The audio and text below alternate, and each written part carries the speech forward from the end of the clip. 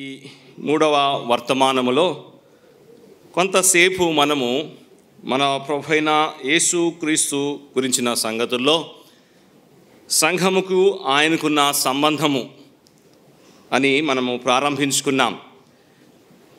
మొదటి దినము మొదటి సెషన్లో యేసు ప్రభుకి సంఘంకున్న సంబంధము మనం చూసాం. నిన్న సాయంకాల సమయంలో మన ప్రభువైన యేసుక్రీస్తు ఒక ప్రభుత్వము, ద లార్డ్షిప్ ఆఫ్ క్రైస్ట్, ఆయన ప్రభు అనే విషయాన్ని గ్రహిస్తూ ఆ ప్రభుత్వము మన వ్యక్తిగత జీవితాన్ని ఎలాగా ప్రభావితము చేస్తుంది, అలాగే మన కుటుంబ జీవితము ఎలాగా ప్రభావితం చేస్తుంది, అదే సమయంలో మన సంఘ జీవితాన్ని ఎలాగా ప్రభావితం చేస్తుందో క్లుప్తంగా మనము కొన్ని విషయాలు చూసుకున్నాం. ఈ సమయంలో మరొక అంశము యేసు ప్రభు గురించిన విషయంలో సంఘంలో ఆయన శిరసత్వము, హిజ్ హెడ్షిప్. మొదటగా ఒక వచనాన్ని మనం చదువుకుందాం. పౌలు కొలసికి రాసిన పత్రిక మొదటి అధ్యాయము 17వ వచనాన్ని చదువుకుందాం, సరిపోతుంది. 17వ వచనము. ఆయన అన్నిటికన్నా ముందుగా ఉన్నవాడు, ఆయనే సమస్తమునకు ఆధారభూతుడు, సంఘము అను శరీరమునకు ఆయనే శిరస్సు. సంఘము అనే శరీరముకు ఆయనే శిరస్సు. యేసు ప్రభు ఒక శిరసత్వము కొంతసేపు మనము ధ్యానించబోతున్నాం. చాలాసార్లు ఆయన ఒక ప్రభుత్వము, ఆయన శిరసత్వము, ఈ రెండిట్లో మనకి కొంత గలిబిలి ఉంటుంది. రెండు ఇంచుమించుగా ఒకేలాగా అనిపిస్తూ ఉంటాయి, కానీ కొన్ని ప్రాథమికమైన వ్యత్యాసాలు ఉన్నాయి. The lordship of Christ and the headship of Christ. చాలాసార్లు రెండు ఒకటే అనుకుంటాం, ఇంచుమించు ఒకలాగే అనిపిస్తూ ఉంటుంది కూడా, కానీ ప్రాథమికమైన వ్యత్యాసాలు మనము గమనిస్తాం.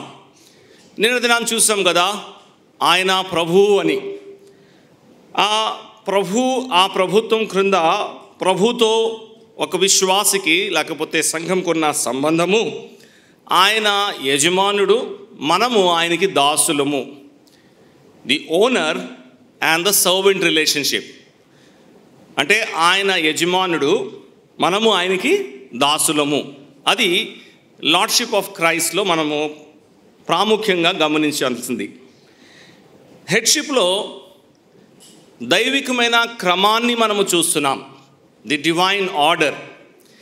దైవికమైన క్రమం గురించి మాట్లాడుతున్నప్పుడు క్రమము అన్నాం కదా అని ఒకరు ఎక్కువ ఒకరు తక్కువ అనేది కాదు. It's a divine order among the equals. అంటే ఒకే స్థాయిలో ఉన్న వారి మధ్యలో ఉన్న ఆ క్రమము, ఆ దైవికమైన క్రమము. కాబట్టి హెడ్షిప్ మనకేం నేర్పిస్తుంది అంటే it's a divine order among the equals. అన్నిటిలో ఏకమై ఉన్నవారు, అంటే ఒకరు ఎక్కువ ఒకరు తక్కువ అని కాదు. ఎందుకంటే ఈ మాట ప్రారంభంలో ఎందుకు చెప్తున్నానంటే, తర్వాత సంఘంలో అలాగే కుటుంబంలో మనము ఈ విషయాల్ని చూసినప్పుడు అమాంగ్ ద ఈక్వల్స్ లేకపోతే ఇద్దరు సమానులు అనే వారిలో ఉన్న క్రమాన్ని మనము చూస్తున్నాం. క్రమం ఉంది కదా అని ఒకరు గొప్ప ఒకరు ఎక్కువ మరొకరు తక్కువ అనేది లేదు. అది హెడ్షిప్ లేకపోతే శిరసత్వము మనకి నేర్పిస్తుంది. మొదటి దినము మొదటి సెషన్లోనే యేసు ప్రభుకి సంఘంకున్న సంబంధంలో మనం చూసాం. సంఘము అనే శరీరముకు ఆయన శిరస్సై ఉన్నాడు. It's a head and body relationship. అయితే ఇక్కడ మనం జ్ఞాపకం ఉంచవలసింది ఏంటి అంటే, ఈ శిరసత్వము అనేది ఏమిటి, ఏ పాఠం మనకి నేర్పిస్తుంది అనే విషయాన్ని మనం అర్థం చేసుకుంటే, ఇది ఒక క్రమాన్ని మనకి తెలియపరుస్తుంది. ఈ క్రమంలో లోబడుట అనే మాట చూస్తున్నాం. వాస్తవానికి ఆ ప్రభుత్వంలో కూడా మనం ఆ మాట చూసాం. మనము లోబడాలి, ఎందుకంటే ఆయన మనకి యజమానుడు. అలాగైతే ఇక్కడ లోబడుట అనేది ఒక ఆర్డర్ని సూచిస్తుంది, లేకపోతే ఒక క్రమాన్ని సూచిస్తుంది. ఆ క్రమాన్ని బట్టి నేను లోబడుట అనేది నేను నేర్చుకుంటున్నాను. ఈ లోబడుట నా స్థానం ఏంటో నాకు తెలియపరుస్తుంది. కాబట్టి ఆ హెడ్షిప్లో, ఆ శిరసత్వంలో ఒక వ్యక్తి తన స్థానాన్ని గ్రహించగలడు, గుర్తించగలడు. అందుకే ఇది చాలా ప్రాముఖ్యమైనది. సంఘంలో యేసు ప్రభు యొక్క శిరసత్వము అంటే సంఘంలో విశ్వాసులుగా మన స్థానము ప్రభు నిర్ధారించినది, మనము కాదు. ఆయన ఎవరు ఏ స్థానములో ఉండాలో ఆయన నిర్ధారిస్తాడు. ప్రతి ఒక్కరి కొరకై ఆయన స్థానాన్ని ఆయన నియమించి ఉన్నాడు అనేది శిరసత్వం మనకి నేర్పిస్తుంది. అంత మాత్రమే కాదు, శిరసత్వము ఇంకొక మాట మనకి నేర్పిస్తుంది. అది ఏంటి అంటే కేవలము ఒక ఆర్డర్, మన స్థానం మాత్రమే కాదు, కానీ మనకు ఎక్కడి నుంచి ఆ ఆజ్ఞ వస్తుందో, లేకపోతే ఎక్కడి నుంచి మనకి ఆ నిర్దేశము లేకపోతే డైరెక్షన్ వస్తుందో అది కూడా తెలియపరుస్తుంది. శిరసత్వంలో క్రమాన్ని చూస్తున్నాం, వాస్తవమే. స్థానాన్ని చూస్తున్నాం, అది కూడా వాస్తవమే. అదే సమయంలో the source of our direction అంటే నిర్దేశం ఎక్కడి నుంచి వస్తుంది అనే మాటని మనం చూస్తున్నాం. దానికే యేసు ప్రభుని సంఘానికి శిరస్సుగా ఆయన ప్రదర్శిస్తూ దేవుని యొక్క లేఖనంలో శిరస్సు చేసే పనిని మనము చూస్తున్నాం. పౌలు కొరింథీయులకు రాసి ఈ మాటలను వివరించాడు. అలాగే కొలస్సీ పత్రిక, ఎఫెసీ పత్రికలో కూడా వాటి గురించిన విషయాలు మనం చదువుతున్నాం. సంఘంలో యేసు ప్రభు శిరసత్వము ఎందుకు ప్రాముఖ్యమైంది, ఒక స్థానిక సంఘము ఎందుకు యేసు ప్రభు యొక్క శిరసత్వాన్ని అర్థము చేసుకోవాలి అంటే, ఒకటి సంఘంలో క్రమం ఉండడానికి, రెండవది సంఘంలో ఉన్న విశ్వాసులు, స్త్రీలు కానీ పురుషులు కానీ యవనస్తులు కానీ పెద్దలు కానీ సేవకులు కానీ వారి స్థానము ఏదో వారు గుర్తించాలి అని. ఈ మాట స్థానము, వారికి ఏ స్థానము ఇవ్వబడింది అంటే అది శిరసత్వము క్రింద వస్తుంది. ఆ స్థానాన్ని ప్రభువు ఇచ్చాడు, ప్రభువు నియమించాడు, ప్రభువు ఉంచాడు. శిరసత్వాన్ని నేను అర్థం చేసుకుంటే దాన్ని నేను ఒప్పుకుంటాను. ఒకవేళ నేను శిరసత్వాన్ని అర్థం చేసుకోకపోతే, ఈ అంశము నాకు స్పష్టంగా ఉండకపోతే నా స్థానాన్ని నేనే నిర్ధారించేవాడుగా ఉంటాను. తద్వారా సమస్యలు వస్తాయి. ఇప్పుడు మన సంఘాల్లో, కుటుంబ జీవితాల్లో సమస్యలు రావడానికి కారణం ఏంటి అంటే శిరసత్వము చేసిన పనిని నేను చేయాలనుకుంటున్నాను. సంఘంలో కావచ్చు, కుటుంబంలో కావచ్చు, నా స్థానాన్ని నేనే నిర్ధారించాలి. తర్వాత నేనేం చేయాలో అది కూడా నా ఒక గైడెన్స్లో, నా ఒక డైరెక్షన్లో జరగాలి అని మనము కోరుకున్న ఆ కారణాన్ని బట్టే సమస్యలు వస్తున్నాయి. కాబట్టి సంఘము, విశ్వాసులు కుటుంబ జీవితాల్లో శిరసత్వాన్ని గుర్తిస్తే నెమ్మది వస్తుంది, సమాధానం ఉంటుంది. అయితే యేసు ప్రభువులో ఉన్న ఈ శిరసత్వము చాలా ప్రాముఖ్యమైనది. ఎందుకు ఇది ప్రాముఖ్యమైంది అంటే యేసు ప్రభువుకు దేవునిచ్చిన స్థానము, సంఘములో యేసు ప్రభు యొక్క స్థానము, ఆయన ప్రాముఖ్యత ఏంటో శిరసత్వంలో మనము స్పష్టంగా చూడగలము. లార్డ్షిప్లో లేకపోతే ఆయన ప్రభుత్వంలో ఆయన యజమాని, నన్ను ఏలినవాడు, ఆయన నా ఓనర్. ఆయనకి నేను లోబడాలి, ఆయనకి నేను విధేయుడవ్వాలి. ఆ మాట మనం చూస్తున్నాం. In the lordship there is a point of obedience. కానీ హెడ్షిప్లో it's a point of acceptance. హెడ్షిప్లో నేను స్వీకరించుట అనేది ప్రాముఖ్యమైంది. ఆయన నా గురించి ఏ స్థానమైతే నిర్దేశించాడో, నియమించాడో దాన్ని నేను సొంతంగా స్వేచ్ఛగా ఆనందముతో స్వీకరించుట, దాన్ని గుర్తించుట, దాన్ని గౌరవించుట అనే మాటని మనం చూసుకుంటాం. అలాగైతే ఈ శిరసత్వము ఎక్కడెక్కడ కనబడుతుందో ఒకసారి మనం ఆలోచన చేస్తే సృష్టిలోనే ఆ శిరసత్వాన్ని మనము చూడగలము. It is manifested in the creation. ఆదికాండ గ్రంథంలో దేవుడు మానవాల్ని సృష్టించినప్పుడు ఆయన సృష్టిన విధానము మనం చూస్తే శిరసత్వము అనే మాట అక్కడ అర్థమవుతుంది. మరలా శిరసత్వము అనే మాటలో it's a divine order among the equals. సమానముగా ఉన్న వారిలో ఒక దైవికమైన క్రమము ఆయన పెడుతున్నాడు కదా. 27వ వచనాన్ని మనం చదువుకుందాం. చూడండి, ఆదికాండ గ్రంథము 1వ అధ్యాయము 26, 27 వచనాలు మనం చదువుకుందాం. దేవుడు మన స్వరూపమందు, అక్కడ అన్నాడు మన స్వరూపమందు మన పోలికని చెప్పిన నరులను చేయుదుము అన్నాడు. మన పోలిక, మన స్వరూపము అంటే మనము ఎలాగైతే ఉన్నామో అలాగా. ఈ మనము అనే మాటలో తండ్రి అయిన దేవుడు ఉన్నాడు, కుమారుడైన దేవుడు ఉన్నాడు, పరిశుద్ధాత్మ దేవుడు ఉన్నాడు. వీరు ఎలా ఉన్నారు? అన్నిట్లో సమానముగా ఉన్నారు. దైవత్వంలో తండ్రి అయిన దేవుడు, కుమారుడైన దేవుడు, పరిశుద్ధాత్మ దేవుడు ముగ్గురు ఎలా ఉన్నారు? సమానంగా ఉన్నారు. ఒకరు ఎక్కువ ఒకరు తక్కువ లేరు కదా. ఆ దైవికమైన క్రమము మానవాడిని సృష్టించినప్పుడు దేవుని యొక్క తల మనము ఎలాగైతే ఉన్నామో కదా.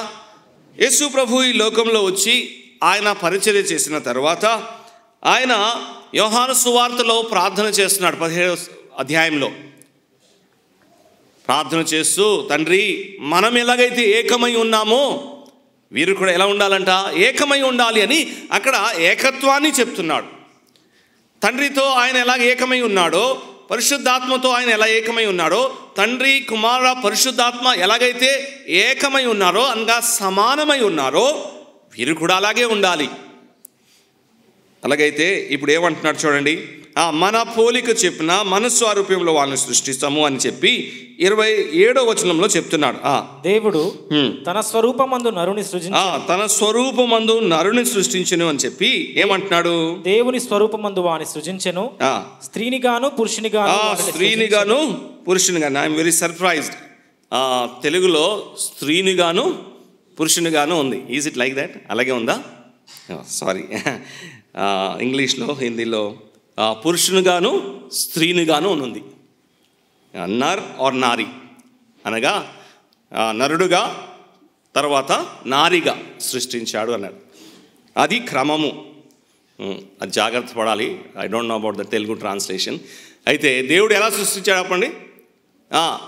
పురుషుడుగా స్త్రీగా, అంటే అది క్రమము ఆయన ఇస్తున్నాడు. కాబట్టి ఇప్పుడు పురుషుడిగా స్త్రీగా సృష్టించినప్పుడు అక్కడ ఒక హెడ్షిప్ కనబడుతుంది. అదేంటి అంటే అది దైవికమైన క్రమము. ఇద్దరు సమానులే, కానీ దేవుడు ఒక క్రమం ఇచ్చాడు. అందుకే పురుషులు ఎక్కువ స్త్రీలు తక్కువ అని చెప్పడానికి వీల్లేదు. పురుషులేమో ఉన్నతమైన వారు, స్త్రీలు చాలా తక్కువ ఉన్నవారు, పురుషులు పైన ఉండాలి స్త్రీలు క్రింద ఉండాలి, అలాగేం లేదు. దేవుడు సృష్టించినప్పుడు తన ఎలాగైతే ఉన్నాడో ఆ త్రిత్వంలో మానవాల్ని కూడా అలాగనే సృష్టించాడు. స్త్రీనిగాను పురుషునిగా సృష్టించాడు అని తెలుగు బైబిల్లో మనం చదువుతున్నాం. అలాగైతే పురుషునిగా స్త్రీనిగా సృష్టించాడు. అది ఒక క్రమము. ఆదాముతో దేవుడు ఎప్పుడైనా ఇలాగ అన్నాడా? ఆదాము, నిన్నే నేను ముందు సృష్టించాను కాబట్టి నువ్వే మొదటివాడు, నువ్వే పురుషుడు కాబట్టి నువ్వు ఫుల్ అధికారంలో ఉండాలి, స్త్రీలు తక్కువలు వాళ్ళు అణిచి ఉంచాలి, అలాగేం చెప్పాడా? అలాగేం చెప్పలే కదా. ఆదాము కూడా ఎప్పటి వరకైతే పాపములో పడలేదో అప్పటి వరకు ఆ శిరసత్వాన్ని అర్థం చేసుకొని మేమిద్దరము సమానమే, దేవుడు ఈ క్రమంలో మమ్మల్ని ఉంచాడని ఆ క్రమాన్ని గుర్తించాడు. అది సృష్టిలో ఆ శిరసత్వము కనబడుతుంది. ఈ శిరసత్వాన్ని సంఘంలో ఆయన ఎలా చూపెడుతున్నాడు అనే మాటను మనం చూస్తే, పౌలు కొరింథీయులకు రాసిన మొదటి పత్రిక మనందరికీ బాగా పరిచయమైన వచన భాగము కదా.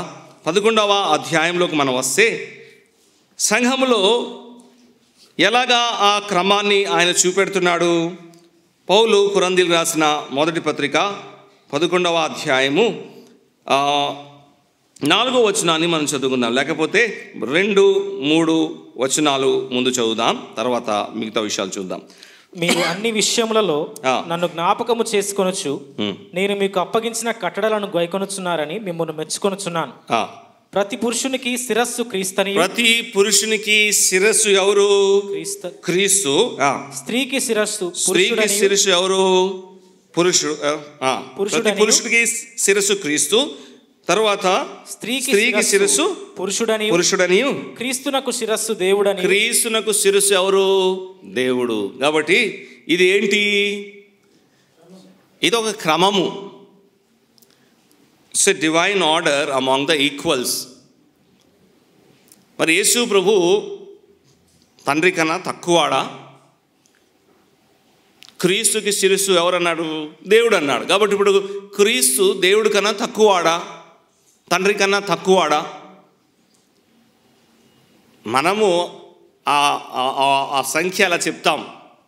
తండ్రి, కుమారుడు, పరిశుద్ధాత్మ అంటే తండ్రి ముందు, రెండోది కుమారుడు, మూడోది పరిశుద్ధాత్మ అని మనం అంటాం. అంటే ఒక కౌంట్ గురించి బహుశా అలాగ అంటాం. కానీ ఇద్దరు అన్నిటిలో ఎలా ఉన్నారు చెప్పండి? సమానులై ఉన్నారు. ఇది ర్యాంక్స్ ఏం కాదు.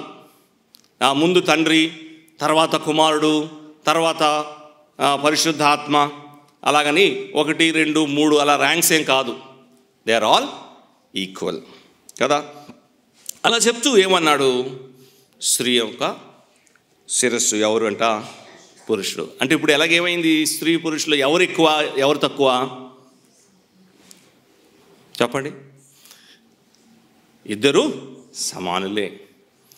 అయితే దేవుడు ఒక క్రమాన్ని నిర్ధారించాడు. ఆ క్రమము ఆయన ఇచ్చాడు.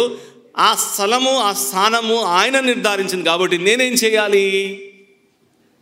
దాన్ని ఒప్పుకోవాలి, దాన్ని స్వీకరించాలి.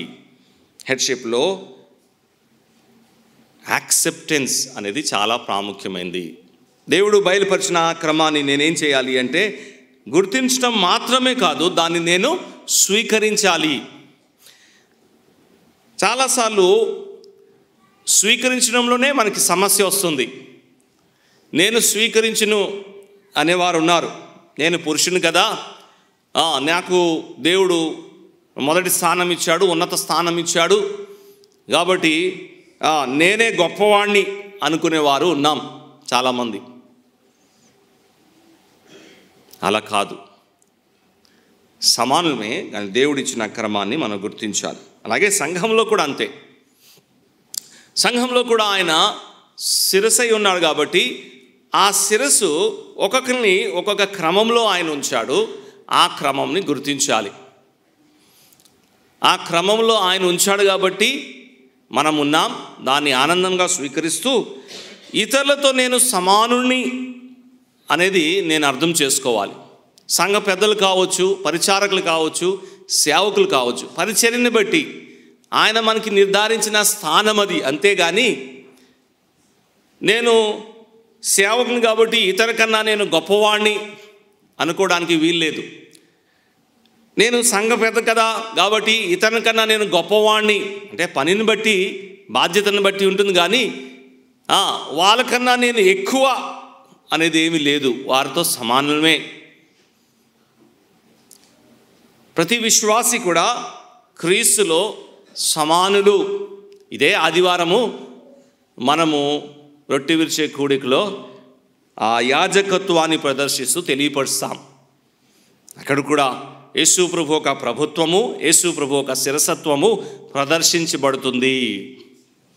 ఆదివారము రొట్టె విరిచే కూడికలో యేసు ప్రభు ఒక ప్రభుత్వము, యేసు ప్రభు ఒక శిరసత్వము ప్రదర్శించబడుతుంది. మనందరము కూడా సమానమైన వారము, సమానమైన యాజకత్వము చేస్తూ ఆ శిరసత్వాన్ని మనము ఒప్పుకుంటున్నాము, ప్రకటిస్తున్నాము, దాని యందు మనము ఆనందిస్తున్నాము. ఇది ఉండాలి. ఒకసారి ఆలోచన చేయండి. మరి సంఘంలో ఈ శిరసత్వాన్ని గుర్తించి మనం ప్రవర్తించే వారుగా ఉంటున్నామా? నేటి దినాల్లో సంఘంలో స్థానము గురించి ఎంత పోరు ఉంటుందో మనకు తెలుసు. ఎంత పొట్లాటము స్థానము గురించి ఉంటుందో తెలుసు. చాలా స్థలాల్లో నన్ను పెద్దగా నియమించండి, నన్ను సేవకుడిగా గుర్తించండి, లేకపోతే నేను ఇటువంటి వాణ్ణు అని మాట్లాడి, ఒక విధంగా చెప్పాలంటే యేసు ప్రభు యొక్క శిరసత్వాన్ని అవమానపరుస్తున్నారు, నిరాకరిస్తున్నారు. ప్రభు నన్ను ఎలా ఉంచాడు? తన ఒక దేహంలో ఆయన నా కొరకై ఏ పనిని నిర్ధారించాడో, ఆయన నాకు ఏ నిర్దేశం లేకపోతే ఏ డైరెక్షన్ ఇస్తున్నాడో, ఆయనతో నేను కనెక్ట్ అయి ఉంటే నాకు బాగా అర్థమవుతుంది. నిన్న కూడా మనం చూసుకున్నాం. మరి దేహముకి అలాగే శిరస్సుకు ఏముండాలి? సంబంధం ఉండాలి. దేహానికి శిరస్సుకి సంబంధము లేకపోతే దేహము ఏమి కూడా చేయలేదు కదండి. మనందరికీ బాగా తెలుసు, ఇప్పుడు అంతా సైన్స్ బాగా అడ్వాన్స్ అయింది. అన్నీ కూడా ఎక్కడ కనెక్ట్ అయి ఉన్నాయి? నర్వ్స్ అన్నీ కూడా ఇక్కడ తలకి డైరెక్షన్స్ అన్నీ కూడా ఎక్కడి నుంచి వస్తాయి? ఇక్కడి నుంచి. ఎక్కడైనా ఒక చిన్న నరము శిరస్సుతో సంబంధము తెగిపోతే ఆ అవయవం ఏమవుతుందో చెప్పండి? పని చేయదు. చాలా సంఘాలు అలాగ ఉన్నాయి, ప్యారలైజ్ అయిపోయి ఉన్నాయి. కారణం ఏంటి అంటే శిరస్సుతో సంబంధము లేకుండా ఉన్నాయి. పౌలు ఎఫెసీ పత్రికలో అంటున్నాడు, క్రీస్తు దేహము అభివృద్ధి చెందాలి అంటే, సంఘములో పరిచర్య ధర్మము జరగాలి అంటే, సంఘం ఒక పోషణ జరగాలి అంటే ఏముండాలంట? ఆ దేహము ఆ శిరస్సుతో మంచి అటాచ్మెంట్ లేకపోతే సంబంధము కలిగి ఉండాలి. అది సృష్టిలో శిరసత్వాన్ని చూస్తున్నాం, సంఘంలో శిరసత్వాన్ని చూస్తున్నాం, కుటుంబంలో కూడా శిరసత్వాన్ని మనం చూస్తున్నాం కదా. ఈ వచనంలో స్త్రీ ఒక శిరస్సు ఎవరు అంటే పురుషుడు అన్నాడు. కాబట్టి కుటుంబంలో కూడా ఆ క్రమాన్ని ఆయన ఉంచాడు. ఎఫెసీ పత్రిక 5వ అధ్యాయంలోకి రండి. ఒక మాట ప్రభు గురించి మనం చదువుతూ ఇలా చదువుతున్నాం. ఆయన శిరసత్వము కుటుంబ జీవితంలో ఆయన మాదిరి ఒకటి చూపెడుతున్నాడు. ఎఫెసీ పత్రిక 5వ అధ్యాయంలోకి రండి. 5వ అధ్యాయంలో యేసు ప్రభు సంఘాన్ని ఎలాగా పోషిస్తున్నాడో ఆ విషయాన్ని తెలియపరుస్తున్నాడు కదా. 29వ వచనాన్ని మనం చదువుకుందాం. తన శరీరమును 28, 29 చదువుదాం. అటువలనే పురుషులు కూడా తమ సొంత శరీరముల వలను తమ భార్యలను ప్రేమింపవద్దులై ఉన్నారు. తన భార్యను ప్రేమించువాడు తనను ప్రేమించుకొనుచున్నాడు. తన శరీరమును ద్వేషించిన వాడెవడనూ లేడు గాని ప్రతివాడును దానిని పోషించి సంరక్షించుకుని. ఏం చేస్తాడు చెప్పండి? పోషించి సంరక్షించి. ఇది స్థానము దేవుడు పురుషులకి కుటుంబంలో ఇచ్చాడు. పురుషుని ఒక పని ఏంటి? ఏం చేయాలి చెప్పండి? పోషించాలి, సంరక్షించాలి. స్త్రీకి తన భార్యకి తన శిరసై ఉన్నాడు అంటే తన దేహము అది, ఇద్దరు సమానులే. దేవుడు ఆ క్రమం ఇచ్చాడు. ఇప్పుడు ఇతని బాధ్యత ఏంటంటే తన గురించి లేకపోతే తన కుటుంబం గురించి తన పోషించేవాడుగా ఉండాలి. క్రీస్తు అలా చేస్తాడు కదా సంఘానికి. ఆ శిరసత్వంలో ఆయన చేస్తున్న పని ఇప్పుడు ఎవరు చేయాలి? కుటుంబంలో ఎవరు? పురుషుడు శిరస్సు కాబట్టి తన చేయాలి. డైరెక్షన్స్ ఎవరు ఇవ్వాలి? పురుషుడు ఇవ్వాలి. డెసిషన్స్ ఎవరు తీసుకోవాలి? పురుషులు తీసుకోవాలి. పోషణ ఎవరు ప్రొవైడ్ చేయాలి? పురుషులు ప్రొవైడ్ చేయాలి. అది కుటుంబంలో శిరసత్వాన్ని మనం చూస్తున్నాం. యేసు ప్రభువునందు విశ్వాసం ఉంచి ఆయన ప్రభుత్వము, ఆయన శిరసత్వము క్రింద ఉన్న కుటుంబము, ఆ కుటుంబంలో కూడా ఆ శిరసత్వాన్ని తెలియపరుస్తారు, ప్రదర్శిస్తారు కదా. ఇందాకలే మనము అబ్రహాము గురించి వింటూ వచ్చాం. అబ్రహాము, సారా, దేవుని దాసులు చక్కగా దాన్ని వివరించారు. ఎలాగా అబ్రహాము ఆ ఇనిషియేటివ్ తీసుకొని ముందుకు వెళ్ళాడు, ఆ కుటుంబము ఎలాగా వాళ్ళు శిష్యత్వము చేస్తూ యేసు ప్రభు ఒక శిరసత్వము, ఒక మాదిరిని అక్కడ వాళ్ళు తెలియపరుస్తున్నారు. కుటుంబ జీవితాలు నేడు పాడైపోవడానికి కారణం ఏంటి అంటే ఇద్దరు ఏమంటున్నారు చెప్పండి? వీఆర్ హెడ్స్ అంటున్నారు కదా. హెడ్స్ ఎక్కువైపోతే హెడేక్సే ఉంటాయి కదా. నేను హెడే అంటున్నారు, నేను చదువుకున్నాను కదా, నేను డిసిషన్ తీసుకోగలను కదా, నాకు కూడా జ్ఞానం ఉంది కదా, నేను కూడా నడిపించగలను కదా అని సహోదరులు అనేవారు ఉన్నారు. ఒక కుటుంబంలో ఎంత హెడ్ ఉండాలి? ఒకటే. నేడు కుటుంబ జీవితాల్లో కదా వివాహ అయిన మొదలుకొని ఏమవుతాయని చెప్పండి? 2 హెడ్స్, 2 ఆలోచనలు, 2 తలంపులు, 2 నిర్ణయాలు, 2 నడిపింపులు కుటుంబ జీవితాన్ని ఎంత పాడు చేస్తుందో మనకు అర్థమవుతుంది. వారి స్థానాన్ని వారు స్వీకరించడానికి ఇష్టపడట్లేదు. నా స్థానము, నా క్రమంలో నా స్థానం ఇది అని అంగీకరించడానికి ఇష్టపడట్లేదు. అదేదో తక్కువ స్థానము అనుకుంటున్నాం. పురుషులుగా మనము కూడా అది భావించాలి, అర్థం చేసుకోవాలి. అదేంటి అంటే వారెవరు తక్కువరేం కాదు. చాలాసార్లు నీకేం తెలుసు, నువ్వు నోరు మూసుకో అనే మాటలు సహోదరులు అంటున్నారు. అది కూడా మంచిది కాదు.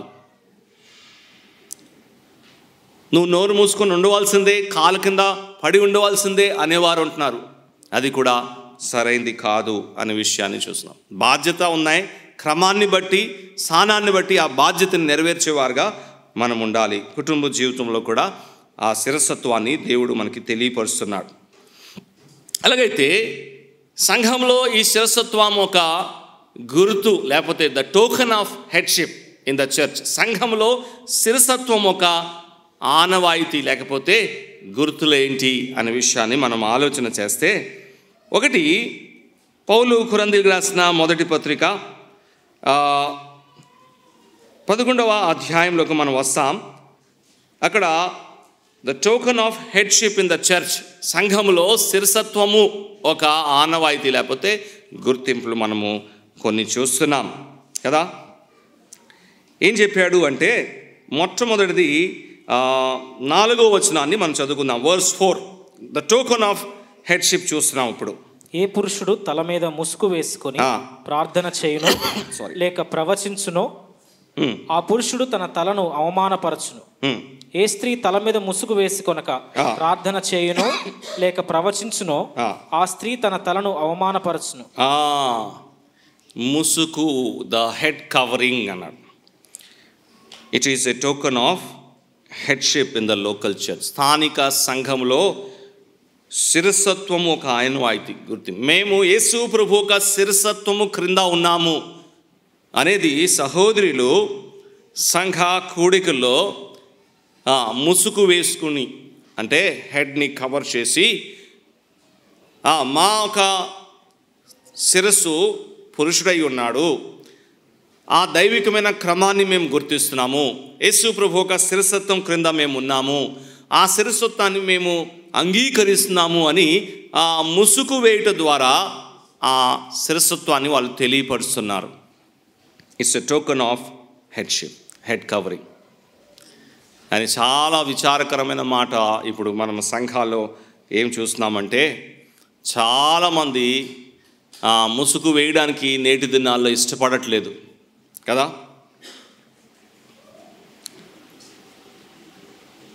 చాలా అజాగ్రత్తగా ఉంటాం, చాలా క్యాజువల్గా ఉంటాం. సారికి పెద్దలు, దేవుని దాసులు కూడికలో జ్ఞాపకము చేసుకుంటూ ఉంటారు. ఇక్కడ అవసరం లేదు అని నాకు కనబడుతుంది. అందరూ చక్కగా ముసుగు వేసుకొని ఉన్నారు. కానీ సారికి చాలా చోట్ల అనౌన్స్మెంట్ కూడా చేస్తూ ఉంటారు, ముసుగు వేయండి అని కదా.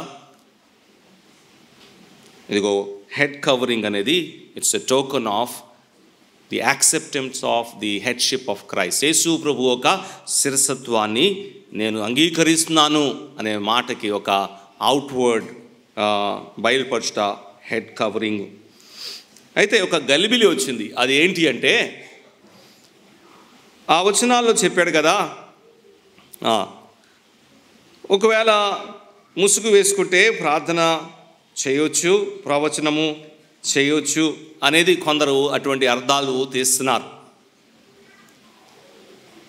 ఇది బహిరంగంగా చేయవలసిన పరిచర్య గురించి కాదు.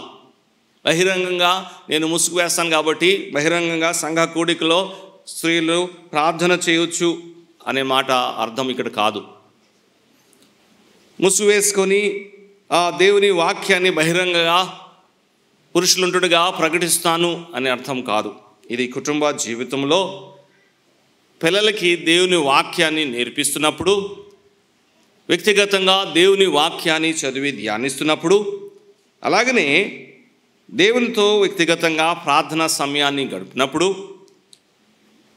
అంత మాత్రమే కాదు, సంఘ ప్రార్థనలో స్త్రీలు ఉన్నప్పుడు ఆ ప్రార్థనలో ఏకీభవిస్తూ అదిగో ఆ ముసుగు వేయుట అనే మాట మనం అర్థం చేసుకోవాలి. అంతేగాని ముసుగు వేసుకొని మీరు దేవుని వాక్యాన్ని ప్రకటించవచ్చు, బహిరంగంగా ప్రార్థన చేయొచ్చు అని పౌలు ఏమీ అనలేదు. ఎందుకంటే ఏమన్నాడు చూడండి, 14వ అధ్యాయంలో మరొక టోకన్. ఒకటేమో హెడ్షిప్, రెండవది 34వ వచనం చదువుదాం. 14వ అధ్యాయం 34వ వచనం చూడండి, ఏమంటున్నాడు? స్త్రీలు సంఘములలో మౌనముగా ఉండవలెను. సంఘములలో అన్నాడు, ప్లూరల్. కేవలము కొరింథీ సంఘం గురించి చెప్పట్లేదు. సంఘములలో, నా దగ్గర ఉన్న హిందీ బైబిల్లో ఇంకా చక్కటి మాట ఉంది, సంఘ కూడికల్లో అన్నాడు. అది ఇంకా శ్రేష్టమైన మాట. స్త్రీలు సంఘ కూడికల్లో ఎలా ఉండాలంట? మౌనంగా ఉండాలి. ఒకవేళ మీకు హిందీ అర్థమవుతే నేను చదువుతున్నాను. స్త్రీయ కలీషియాకి సభామే అన్నాడు, అంటే సంఘ కూడికల్లో. ఇది కూడా హెడ్షిప్తో కనెక్ట్ అయి ఉన్నది. సంఘ కూడికల్లో పాత్రలను మనం చూస్తున్నాం. దేవుడు నిర్ధారించాడు, పురుషులు ఏం చేయాలి? వాళ్ళు బహిరంగంగా ప్రార్థన చేయాలి. వారు ఏం చేయాలి? దేవుని వాక్యాన్ని బహిరంగంగా ప్రకటించాలి. వారు ముసుగు వేయ అవసరం లేదు. అది దేవుడు వారికి ఇచ్చిన క్రమము, వారికి ఇచ్చిన స్థానము. హెడ్షిప్లో అది వారి ఒక వంతు భాగము. స్త్రీలకు ఏమన్నారంటే మీరు ముసుగు వేసుకోవాలి, సంఘ కూడికలో మౌనంగా ఉండాలి అన్నాడు. చాలామంది ఇది కేవలము కొరింథీ సంఘానికి వర్తిస్తుంది, మిగతా సంఘాల గురించి పౌలు అలాగేం అనలేదు అని అనేవారుగా ఉన్నారు. ఒకసారి పౌలు తిమోతికి రాసిన మొదటి పత్రిక 2వ అధ్యాయంలోకి వస్తాం. పౌలు తిమోతికి రాసిన మొదటి పత్రిక 2వ అధ్యాయంలో పౌలు ఇలా మాట అంటున్నాడు. 8వ వచనంలో చూడండి, పౌలు తిమోతికి రాసిన మొదటి పత్రిక 2వ అధ్యాయం 8వ వచనంలో ఏమంటున్నాడు? కావున ప్రతి స్థలములోను పురుషులు ఏం చేయాలంట? ప్రార్థన చేయాలి అని చెప్తున్నాడు. ప్రతి స్థలమందు, సంఘ కూడికల్లో, స్తుతి కూడికల్లో, లేకపోతే ఇటువంటి కూడికల్లో ప్రతి స్థలములో ఎవరు ప్రార్థన చేయాలి అంటున్నాడు? పురుషులు ప్రార్థన చేయాలి. బహిరంగంగా పరిచర్య విషయంలో మాట్లాడుతున్నప్పుడు శిరసత్వం క్రింద మేము ఉన్నాము, దాన్ని మేము ఆనందంతో స్వీకరిస్తున్నాము అనే మాటకి ఒక గుర్తుగా అది ఉంది. అది ఆయన శిరసత్వము. అంత మాత్రమే కాదు, 12వ అధ్యాయంకి రండి. పౌలు కొరింథీయులకు రాసిన మొదటి పత్రిక 12వ అధ్యాయంలో ఇంకొక టోకన్ ఆఫ్ హెడ్షిప్ మనం చూస్తున్నాం. 14వ వచనం నుంచి కొంత మాటలు మనం చదువుకుందాం. కింద మొదటిగా 14వ వచనాన్ని మనం చదువుకుందాం. చూడండి, శరీరం ఒక్కటే అవయవముగా ఉండక అనేకమైన అవయవములుగా ఉన్నది. అనేకమైన అవయవాలు ఉన్నాయి అనే విషయాన్ని జ్ఞాపకం చేసుకుంటున్నాం. ఇప్పుడు శరీరం దగ్గరికి వస్తున్నాడు. శిరస్సు ఉంది, ఆ శిరస్సుకు ఒక శరీరం ఉంది. ఆ శరీరంలో ఏమున్నారు? అనేకమైన అవయవాలు ఉన్నాయి. ఈ అవయవాలన్నీ కూడా పనిచేసేదే. అయితే ఈ అవయవాలు ఎలా పనిచేస్తున్నాయి? ఎక్కడి నుంచి వస్తుంది ఆ డైరెక్షన్? చెయ్యి తనకు తాను పనిచేయదు. చెయ్యికి ఎక్కడి నుంచి డైరెక్షన్ వస్తుంది? తల నుంచే. అలాగే నాలిక, అలాగే కాళ్ళు, అలాగే వినుట, అలాగే చూచుట, ఇవన్నిటికీ కూడా ఎక్కడి నుంచి నియంత్రణ ఉంది, ఎక్కడి నుంచి నిర్దేశము వస్తుంది అంటే ఫ్రమ్ ద హెడ్ కదా. ఆ మాటని చెప్తున్నాడు. ఆ హెడ్షిప్లో దేవుడు నిర్ధారించిన పని ఉంది, అది దేవుడు చేయమంటున్నాడు. అది దేవుని మహిమ కొరకై చేయాలి. అన్నీ నేనే చేస్తానండి, అన్నీ నా ద్వారానే జరగాలి, ప్రార్థన చేసినా, పాటలు పాడినా, వాక్యం చెప్పినా, నడిపించినా, ఇంకేదైనా పరిచయం చేసినా నేనే చేయాలి అంటే ఇంకా నీకు శిరసత్వం అర్థం అవ్వలేదు అని అర్థం. శిరసత్వం అర్థమవుతే నువ్వేం గుర్తిస్తావు? దేవుడు నాకు ఈ స్థానము, ఈ పనిని ఇచ్చాడు, మరొక సహోదరుడికి దేవుడు ఆయనకు నిర్ధారించిన పని, స్థానం ఉంది కాబట్టి నేనేం చేస్తాను? వారిని కూడా నేను గుర్తిస్తాను కదా. మన దేహం చూడండి, వాస్తవంగా పొట్లాడుతున్నా ఇలా చెప్పాడు, కానీ న్యాచురల్గా మనం చూస్తే మన దేహము ఎంత బ్యాలెన్స్గా పనిచేస్తుంది. చేయాల్సిన పని చేయి చేస్తుంది, కాలు చేయాల్సిన పని కాలు చేస్తుంది, అలాగే కన్ను చేయాల్సిన పని కన్ను చేస్తుంది. కానీ వీరు ఎక్కడ కూడా ఒకరితో ఒకరు కాంట్రాడిక్ట్ అవరు, లేకపోతే పొట్లాడరు. ఎందుకంటే తల నుంచి అటువంటి నిర్దేశం పొందుతున్నారు, తలతో ఆ సంబంధం కలిగి ఉన్నారు.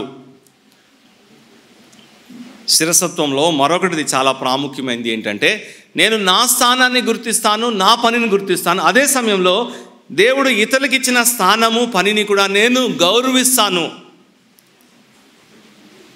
సొనగను, ఇక్కడ అలా చెప్పాడు కానీ అది వాళ్ళని సరిచేయడానికి. సొనగను,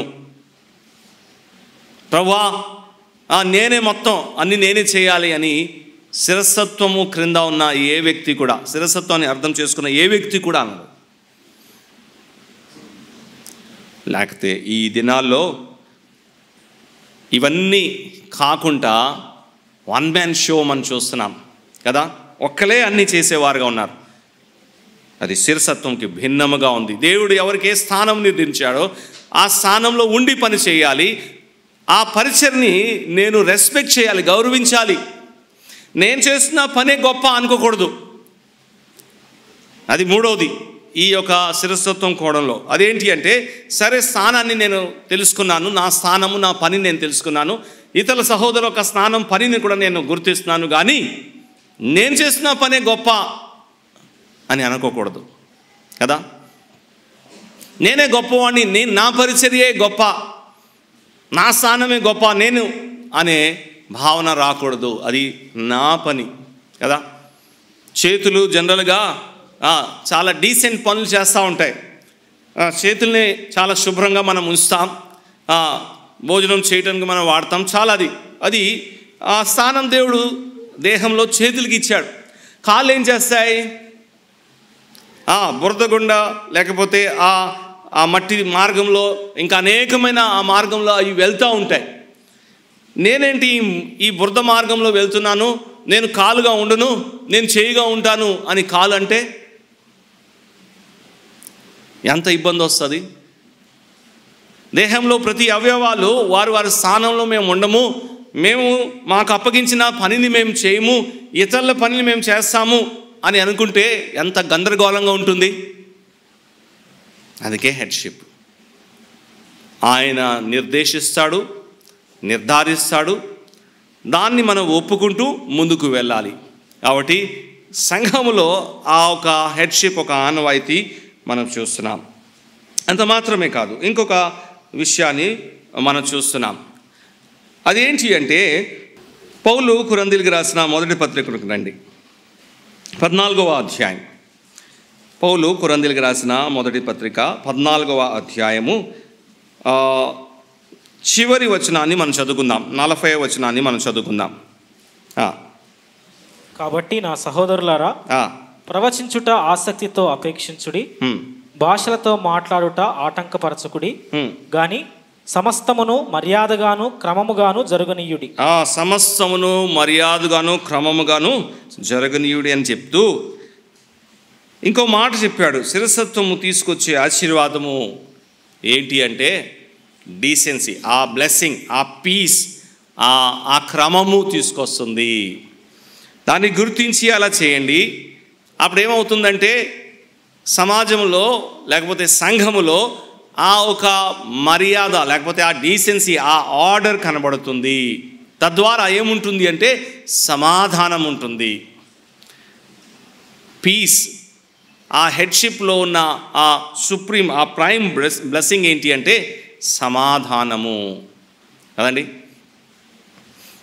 మనం చూడండి, మన దేహము ఇప్పుడు నేను మాట్లాడుతున్నాను, అవయవాలన్నీ కూడా వాటి పని చేస్తుంది. ఎలా ఉంది? నెమ్మదిగా ఉంది కదా. మనం రెస్ట్ తీసుకున్నప్పుడు అవయవాలు వారికి అసైన్ చేసిన పని వారు చేస్తూ ఉంటారు. ఎలా ఉంటుంది?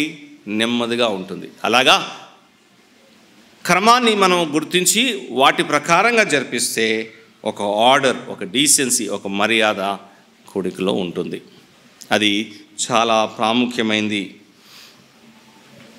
ఎందుకు చాలా సంఘాల్లో ఆ నెమ్మది లేదు అంటే, ఒకటి క్రమముగా జరగట్లేదు, రెండవది మర్యాదగా జరగట్లేదు. ఎందుకు జరగట్లేదు అంటే ఆ శిరసత్వాన్ని అర్థం చేసుకోలేదు. ఆ శిరసత్వము ఎలా పనిచేస్తుందో మనకు అర్థం అవట్లేదు కదా. చివరిది ఇంకోటిది, ఈ శిరసత్వంలో దేవుడు నాకు ఇచ్చిన కృపావరము, ద స్పిరిచువల్ గిఫ్ట్స్. ఎలాగా శిరసత్వంలో ఆయన కృపావరం ఇచ్చాడు, ఆ కృపావరంలో సంఘంలో శిరసత్వం క్రింద ఉండి ఎలా వాడుకోవాలో నేను నేర్చుకుంటాను. ఆయన ఇస్తున్నాడు, నేను కోరేది కాదు. చాలాసార్లు కృపావరం దగ్గరికి వచ్చినప్పుడు మనము కోరుకునేవారుగా ఉంటున్నాం. దేవా నన్ను బోధకుడుగా చేసే, లేకపోతే నన్ను పెద్దగా చేసే, నన్ను ఏదో చేసే అని మనము కోరుకోవడం కాదు. శిరసత్వంలో ఆయన నిర్ధారించి కృపావరాన్ని ఆయనే ఇస్తున్నాడు. దాన్ని మనం ఎలా వాడుకోవాలి? ఆయన మహిమార్థంగా వాడుకోవాలి. పేతురు రాస్తూ మనకి పరిచయమైన వచన భాగమే. తన మొదటి పత్రికలో ఇలాగ అంటున్నాడు. 4వ అధ్యాయంలో చూడండి. పేతురు రాసిన మొదటి పత్రిక 4వ అధ్యాయము 10వ వచనాన్ని మనం చదువుకుంటాం. ఇది కృపావరమ సంబంధంలో శిరసత్వంని అక్నాలెడ్జ్ చేయడం, గుర్తించుట. 10వ వచనము 11వ వచనం కూడా చదువుదాం. దేవుని నానా విధమైన కృప విషయమై మంచి గృహ నిర్వాహకులై ఉండి ఒక్కొక్కడు కృపావరము పొందిన కొలది ఒకనికొకడు ఉపచారము చేయుడి. ఒకరికొకరు చేయాలి. ఎలాగైతే దేవుడు ఇచ్చారో ఆ కృపావరంలో ఉండి ఒకరికొకరు ఉపచారం చేయాలి. ఒకడు బోధించిన ఎడల దైవోక్తులు బోధిస్తున్నట్లు బోధింపవలను. ఒకడు ఉపచారము చేసిన ఎడల దేవుడు అనుగ్రహించు సామర్థ్యము నొంది చేయాలి. దేవుడు అనుగ్రహించే సామర్థ్యమును బట్టి అంటున్నాడు కదా. తర్వాత ఇందువలన దేవుడు అన్నిటిలోనూ యేసుక్రీస్తు ద్వారా మహిమపరచబడుతున్నాడు అని వాటిని చూస్తున్నాం.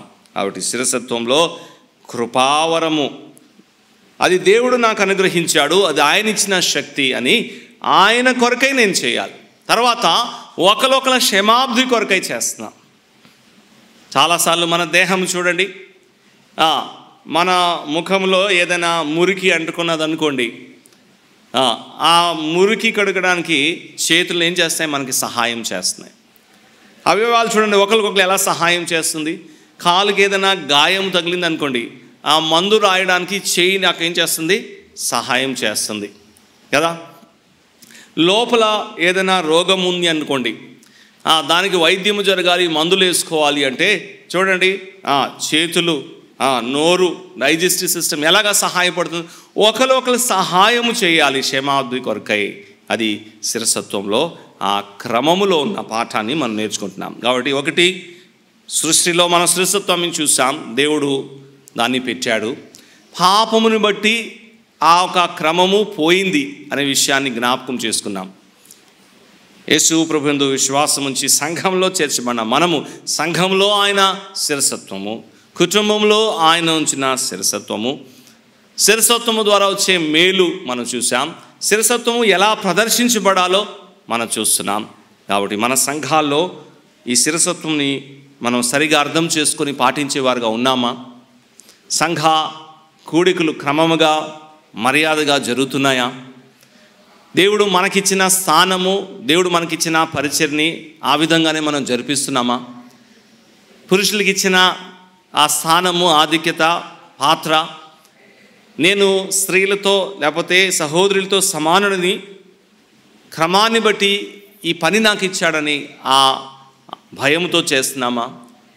అదే సమయంలో సహోదరులు కూడా ఆ హెడ్ కవరింగ్ విషయంలో కానీ, ఆ సంఘంలో మౌనంగా ఉండే విషయంలో కానీ, ఇదిగో ఇతరులతో సమానమే కానీ దేవుడు మాకు ఇచ్చిన ఈ స్థానాన్ని ఆనందంతో స్వీకరించి ఆ శిరస్వత్వం క్రింద ఉండడానికి ఇష్టపడుతున్నారా?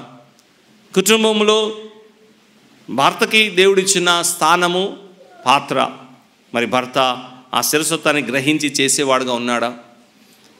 అలాగే భార్యకి దేవుడిచ్చిన స్థానాన్ని అంగీకరించి ఆ విధంగా జరిపించి కుటుంబంలో ఆ నెమ్మది, ఆ సమాధానంతో ముందుకు వెళ్ళే ఒక పరిస్థితిని మన జీవితంలో మనం చూస్తున్నామా? కృపావరం విషయంలో శిరస్వత్వాన్ని మనము గుర్తిస్తున్నామా? దేవుడు నాకు ఇచ్చిన ఆ వరాన్ని కేవలము దేవుని నా మహిమార్థంగా వాడుకోవాలి, ఇతరుల ఒక క్షేమాబ్ది కొరకై, దేహము ఒక క్షేమాబ్ది కొరకై నేను వాడాలి, ఇతరులతో నేను ఏకీభవించాలి, వారి కొరకై పని చేయాలి అనే అంశం, ఇవన్నీ కూడా శిరస్వత్వంలో ఉన్న పాఠము. నేర్చుకుందాం, అంగీకరిస్తాం, స్వీకరిస్తాం, ఆ విధంగా ముందుకు కొనసాగుదాం. అలా చేయుటకు ప్రభువు మనకి సహాయించును గాక.